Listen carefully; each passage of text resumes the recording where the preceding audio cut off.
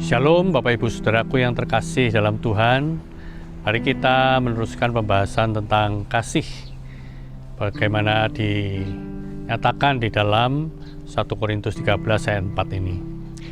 Yang keempat, kita sudah masuki penjelasan tentang kasih, yaitu kasih itu tidak memegahkan diri. Sebetulnya yang ketiga dan keempat ini hampir sama. Dikatakan baik itu kasih itu tidak memegahkan diri. Yang kelima disebut kasih itu tidak sombong. Hampir sama ya. Tapi di dalam bahasa aslinya atau bahasa Yunani, di situ kata yang dipakai berbeda. Yang satu dipakai kata perperos, dan yang kedua dipakai kata fusio ya. Maka itu saya bahas dalam dua hal yang berbeda ya. Tapi memang ada banyak hal yang bersinggungan atau bersamaan di sini. Nah, apa yang dimaksud dengan memegahkan diri? Karena kasih itu kalau memegahkan diri pasti tidak bisa dinyatakan dengan baik. Memegahkan diri dikatakan juga bisa ingin meninggikan dirinya, menonjolkan dirinya ya. Kita pamer dengan apa yang kita miliki ya. Kemudian supaya kita kelihatan super ya. Kita akan memiliki kelihatan lebih daripada orang lain, superiority ya.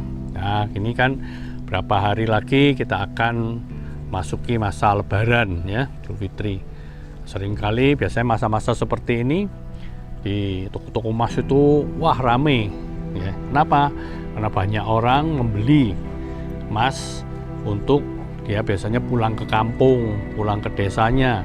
Wah, kalau dari kota itu kelihatannya wah gemerlap begitu, ada banyak hasil yang sudah didapatkan. Maka banyak orang tergiur untuk bekerja dan mencari rezeki di kota ya. Nah, ini seringkali orang pengen kelihatan wah itu dari orang lain. Nah, inilah yang disebutkan ya, memegahkan diri, ingin menonjol diri sendiri. Nah, dari 1 Korintus pasal 13 ini kalau kita perhatikan ayat 1 sampai 3 di situ Paulus jelas sekali mengatakan apa? Banyak orang mengatakan, "Oh, aku bisa memiliki kemampuan banyak bahasa. Bahkan aku memiliki kemampuan untuk mengerti atau berbicara dalam bahasa malaikat." Ya. Punyai karunia untuk bernubuat, untuk memiliki segala pengetahuan tentang rahasia, kan? Ketika dia berbuat baik, ya membagi-bagikan itu, wah rasanya dia lebih hebat dari orang lain. Dan juga bahkan ada yang menyerahkan tubuhnya untuk dibakar ya, mati syahid dan sebagainya. Jadi kita lihat orang yang ingin menonjolkan diri, memegahkan diri itu dari berbagai macam aspek kehidupannya, tidak terkecuali dari masalah spiritualitas. Nah, kalau kita perhatikan di dalam 1 Korintus 13 ayat 13 ini berada di antara pasal 12 dan 14 yang berbicara tentang apa? Berbicara tentang karunia, gift ya. Ada karunia ini, karunia itu, bahkan karunia berbahasa roh. Nah, ini yang seringkali ditonjol-tonjolkan orang, menunjukkan bahwa dirinya adalah orang yang baik, yang saleh, yang hebat ya. Itu orang yang betul-betul saleh tidak perlu menonjol-nonjolkan dirinya seperti itu.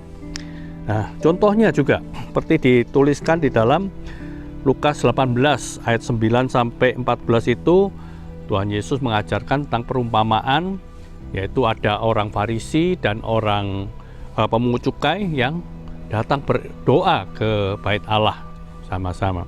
Dan di sana si orang Farisi itu mengatakan seperti ini, ayat yang ke 10 ya, 11. Nah, orang Farisi itu berdiri dan berdoa dalam hatinya, berkata demikian, "Ya Allah, aku mengucap syukur kepadamu karena aku tidak sama seperti semua orang lain. Aku ini bukan perampok, bukan orang lalim, bukan pejinah, dan bukan juga seperti pemungut cukai ini. Aku berpuasa 2 kali seminggu dan memberikan 1/10 dari segala penghasilanku." Dia ingin menunjukkan, wah, segala kebaikan-kebaikannya. Supaya apa? Supaya orang menghormati dia. Tapi apa yang dikatakan Tuhan Yesus?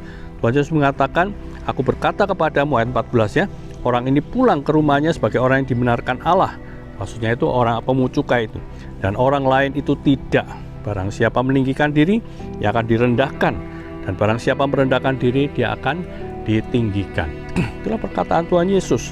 Maka itu Rasul Paulus mengajarkan kita untuk apa?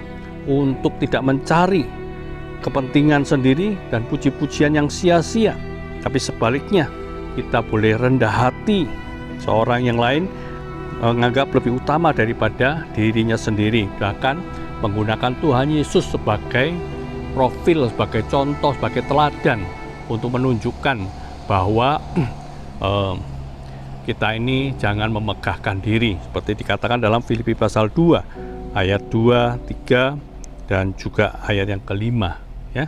Tuhan menolong dan memberkati kita. Bahwa kita tidak perlu memegahkan diri, meninggikan diri, tetapi kita belajar seperti Yesus, melakukan apa yang ditugaskan oleh Bapa di surga, tetapi dengan satu tanggung jawab yang benar. Tuhan sendiri akan meninggikan, bukan kita meninggikan diri sendiri. Amin. Morning bright, let your life be bright in Christ.